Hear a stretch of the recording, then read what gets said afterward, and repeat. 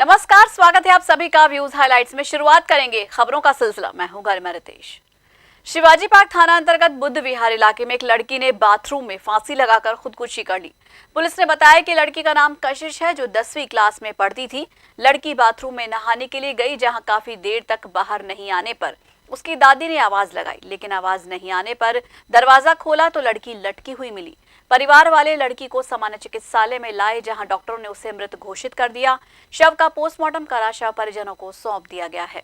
ये यहाँ हॉस्पिटल में केशव शुक्ला सनोप दुर्गा प्रसाद, ये 245 बुद्ध विहार का रहने वाला, उसने रिपोर्ट दी है कि मेरी लड़की जो 10वीं क्लास में पढ़ती थी, कशिश उसका नाम है, वो आज नहाने के लिए बाथरूम में गई थी, जहाँ उसने फांसी लगा दी। और रहने वाली है ये प्लॉट नंबर A 245 बुद्ध विहार की रहने वाली है। बांसुर में राष्ट्रीय कृषि और ग्रामीण विकास बैंक नाबार्ड के सहयोग से स्वच्छता साक्षरता अभियान कार्यक्रम का आयोजन किया गया। संस्था के क्षेत्रीय प्रबंधक वेद प्रकाश शर्मा ने अपने उद्बोधन में उपस्थित सभी महिलाओं और ग्रामवासियों को कार्यक्रम के उद्देश्य के बारे में बताया और संस्था द्वारा ब्लॉक में संचालित स्वच्छता कार्यक्रम के अंतर्गत किए गए स्वच्छता कार्य, साफ सफाई के लिए कचरा पात्रों का इस्तेमाल, सोख्ता गड्ढे का निर्माण, जल संरक्षण हेतु एनीकट निर्माण, पशुओं के गोबर से कंपोस्ट पिट का निर्माण, खुले में शौच से मुक्त हेतु शौचालय निर्माण के बारे में विस्तार से जानकारी दी और सभी को स्वच्छता की शपथ दिलाई। कार्यक्रम में 120 स्वयं सहायता समूह और ग्रामवासियों ने भाग लिया। संस्था और नाबार्ड के सहयोग से एक दिवसीय स्वच्छता साक्षरता कार्यक्रम का आयोजन किया गया। ये कार्यक्रम होलावास बांसुर के अंदर आयोजित किया गया। इस कार्यक्रम का मुख्य उद्देश्य जो हमारे ग्रामीण हैं या स्वयं सहायता समूह की महिलाएं, किसान हैं, उनको स्वच्छता के बारे में जागरूक करना था। आज आपने देखा होगा सरकार ने भी स्वच्छ भारत मिशन 2014 से एक बड़ा कैंपेन शुरू किया था। बहुत सारे शौचालय रूरल एरियाज और उसके अंदर बने, बहुत सारी पंचायतें वो ODF हुई, लेकिन अभी कहीं ना कहीं और उनको जागरूक करने का है। शौचालय बना हुआ है लेकिन अभी भी कहीं उसका उपयोग नहीं हो रहा है। तो एक तो ये उद्देश्य था, साथ में और कई सारी इस तरह की चीजें गांव के अंदर जहाँ पे सफाई के ऊपर ध्यान देने की जरूरत है।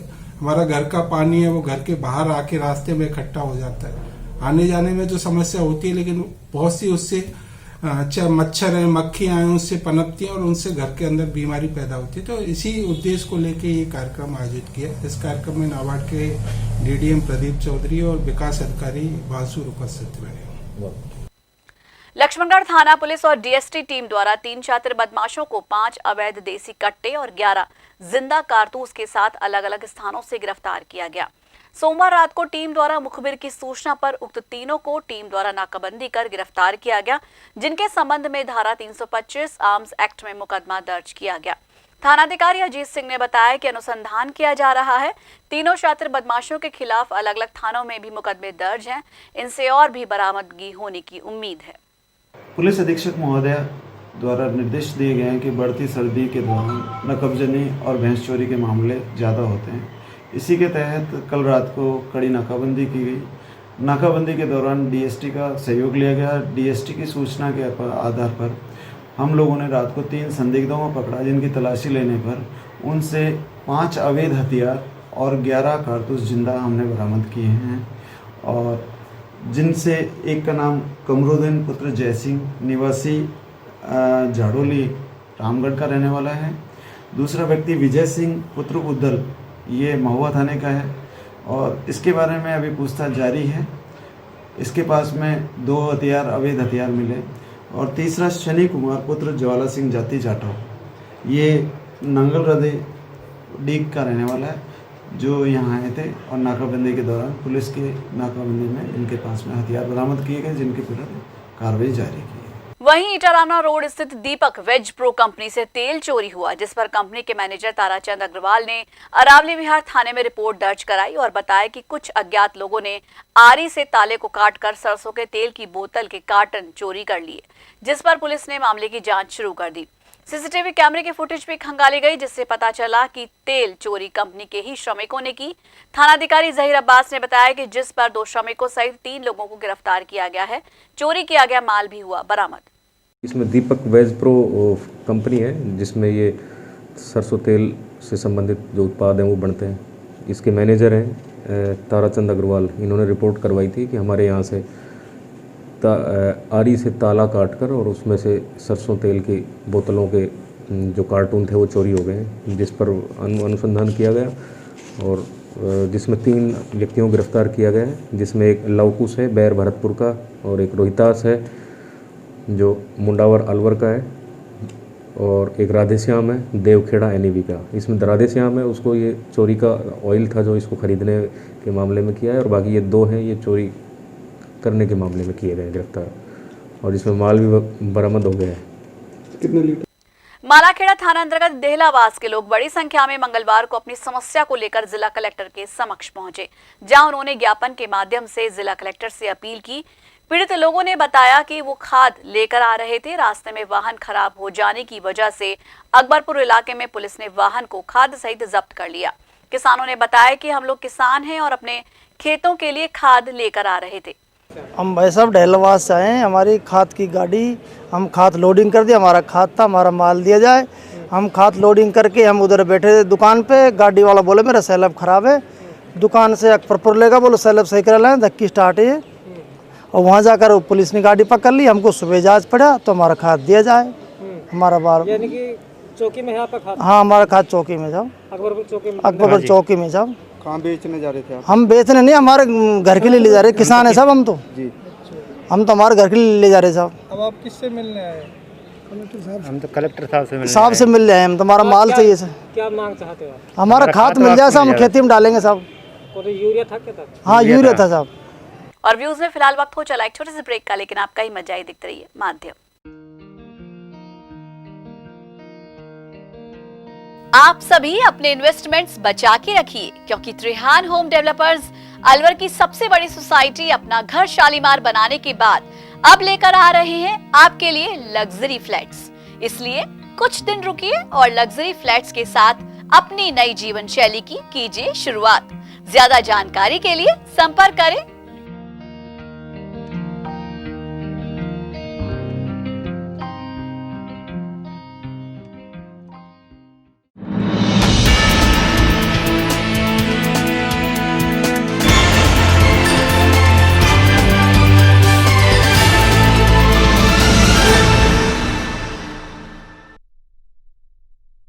व्यूज में एक बार फिर से आप सभी का स्वागत है और अब फिर से रुक करेंगे कुछ और खबरों का। जिला कलेक्टर नन्नूमल पहाड़िया की अध्यक्षता में मंगलवार को जिला कलेक्ट्रेट सभागार में कोविड-19 की समीक्षात्मक बैठक का आयोजन किया गया। इस दौरान शिक्षा, चिकित्सा एवं स्वास्थ्य, नगर विकास न्यास सहित जलदा एवं विद्युत निगम से जुड़े हुए अधिकारी मौजूद रहे। इस बैठक के दौरान जिला कलेक्टर नन्नूमल पहाड़िया ने अधिकारियों से आह्वान किया कि वो राज्य सरकार की जारी हुई गाइडलाइन की पालना सुनिश्चित करें। डीएम ने कोरोना महामारी के संक्रमण फैलाव के रोकथाम और उसके बचाव के लिए जारी गाइडलाइन की पालना कराने की बात सभी अधिकारियों के सामने पूरी मजबूती से रखी। इस दौरान अधिकारियों ने अपने विचार रखे। बुधवार को गुरु गोविंद सिंह की जयंती बड़ी श्रद्धा और विश्वास के साथ मनाई जाएगी। इसको लेकर गुरुद्वारा सिंह सभा स्कीम नंबर 2 में तैयारियां जोरों से चल रही हैं। कोरोना गाइडलाइन के तहत इस बार गुरु गोविंद सिंह जयंती पर नगर कीर्तन नहीं निकाला गया, लेकिन गुरुद्वारा सिंह सभा स्कीम नंबर 2 के हरमीत सिंह मेहंदी रत्ता ने बताया कि सोमवार को अखंड पाठ रखा गया था और बुधवार को अखंड पाठ का भोग होगा और गुरुद्वारे में दीवान सजेगा। दीवान के बाद अरदास की जाएगी और अटूट लंगर का वितरण भी किया जाएगा।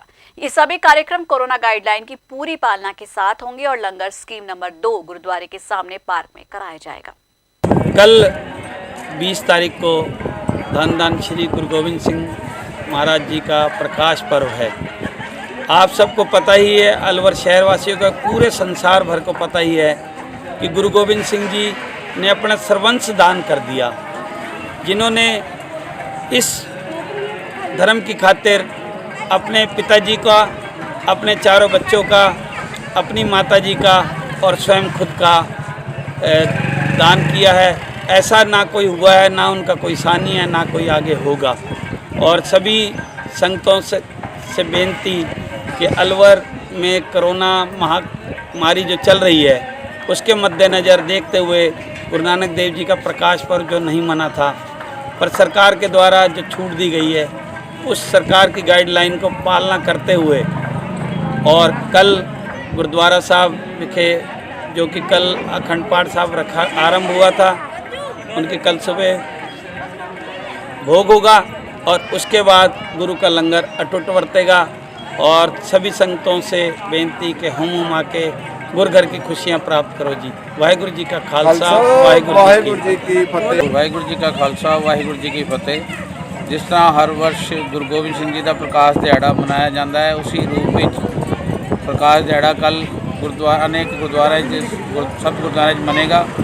कल तो पाठ रखे गए सी ते 20 तारीख ਨੂੰ समाप्ति होगी सब गुरुद्वारा साहिब ਵਿੱਚ। उपरंत कीर्तन दरबार सजेगा तो गुरु का लंगर अटूट वरतेगा। संगतां ਨੂੰ हथ ਵਿੱਚ जोड़ के बेनती है दर्शन पा के गुरु घर की खुशियाँ प्राप्त करो जी। वाहिगुरु जी का खालसा, वाहिगुरु जी की फतेह।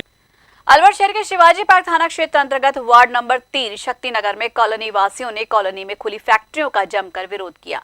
विरोध प्रदर्शन की सूचना मिलते ही नगर परिषद के अधिकारी मौके पर पहुंचे और कॉलोनी वासियों को कहा कि जो भी उचित कार्रवाई होगी वो जल्द से जल्द की जाएगी। वहीं निवासी तुषार का कहना था कि इन फैक्ट्रियों की पहले भी शिकायत की गई थी और इन्हें रात में मशीन चलाने के लिए मना किया गया था, लेकिन ये लोग नहीं माने तो दोबारा शिकायत की। आज दोबारा अधिकारी आए और फैक्ट्रियों का निरीक्षण किया। अधिकारियों ने लोगों को भरोसा दिलाया कि जो भी उचित कार्रवाई होगी वो जरूर की जाएगी। सर ये बी ब्लॉक शक्तिनगर है। यहाँ पर आज अधिकारी आए थे नगर परिषद से, जो कि हमने सीएम ऑफिस कंप्लेंट कराई थी। तो फिर सीएम ऑफिस से वो आए हैं इधर अलवर नगर परिषद से। तो फिर हमने इसकी एप्लीकेशन लिखित में भी दी है और 2 बार पुलिस कंप्लेंट भी कराई है। पुलिस कंप्लेंट में इन्होंने पुलिस से बोला कि हम इसको रात में नहीं चलाएंगे, लेकिन ये फिर चलाते हैं। और क्या परेशानी है, क्या है? इससे रात भर आवाज़ आती रहती है, ना तो हम सो पाते ना हम पढ़ पाते। मैं खुद एक RS एस्पिरेंट हूँ, है ना, तो फिर ना तो हम कुछ कर पाते ना हम सो पाते। सभी कॉलोनी वासियों को दिक्कत है। और ये मतलब इसके खिलाफ अब ये अधिकारी आए हैं नगर परिषद से। अब ये देखते हैं, अब इन्होंने 7 दिन का टाइम दिया है कि 7 दिनों तक हम इनको बाउंडेड करके जाते हैं। अगर ये नहीं उसको फॉलो करते तो फिर मशीन को सीज कर जाएंगे। ये प्रदूषण से संबंधित यहाँ वार्ड नंबर 3 में 3 कंप्लेंट थी कि एक तो बदबू नमकीन की कोई फैक्ट्री है, उसमें बदबू की कंप्लेंट थी। एक दूसरी प्रदूषण की एक शिकायत है, पत्तल धोने की फैक्ट्री है। और तीसरी एक भैंस बांधने की शिकायत थी। चूँकि दोनों फैक्ट्री DIC से रजिस्टर्ड हैं और पॉल्यूशन का अभी तय मानकों के स्टैंडर्ड के अनुरूप ही है। कार्रवाई की बात है तो चूँकि मोहल्ले का सबका ऑब्जेक्शन है, सारे मोहल्ले की आपत्ति भी है, इन्होंने लिख करके भी दिया है। फर्स्ट ये CM पोर्टल प्रकरण है और तकरीबन 30 दिन से ये लंबित चल रहा था। आज इनको देखा है, दोनों फैक्ट्रियों का निरीक्षण किया है। नोटिस टू प्रोसीड के लिए फर्स्ट कार्रवाई नमकीन फैक्ट्री पे की गई है। Notice to proceed then after अगर मानकों में कोई कमी पाई जाएगी तो उसको बंद करने की कार्रवाई की जाएगी। दूसरा जो पत्तल धोने की फैक्ट्री है, एग्जेम्प्टेड श्रेणी में राज्य सरकार द्वारा एग्जेम्प्टेड श्रेणी के अंतर्गत आती है। डायरेक्टली हम लोग उसमें इंटरफेयर सीधे ही बंद करने का नहीं कर सकते हैं। एक नोटिस टू प्रोसीड की फर्स्ट कार्रवाई होती है हमारे द्वारा। उसके बाद में अगर फिर भी कोई पाया जाएगा इस तरह का तो उसको बंद किया जाएगा। कोविड-19 से खतरा फिलहाल थमा नहीं है, इसलिए बिना मास्क लगाए घर से बाहर कदम ना रखें, क्योंकि 2 गज दूरी, मास्क है जरूरी। माध्यम टीवी अब सभी से यही गुजारिश कर रहा है, कोरोना वायरस से बचाव ही उपचार है। तो आज के लिए व्यूज में बस इतना ही। अपने इलाके की हर खबर जानने के लिए आज ही अपने स्मार्टफोन पर YouTube चैनल से सब्सक्राइब कीजिए माध्यम टीवी और देखें खबरों के साथ साथ मनोरंजन और हर तरह की जानकारी पाने के लिए रोचक कार्यक्रम। नमस्कार।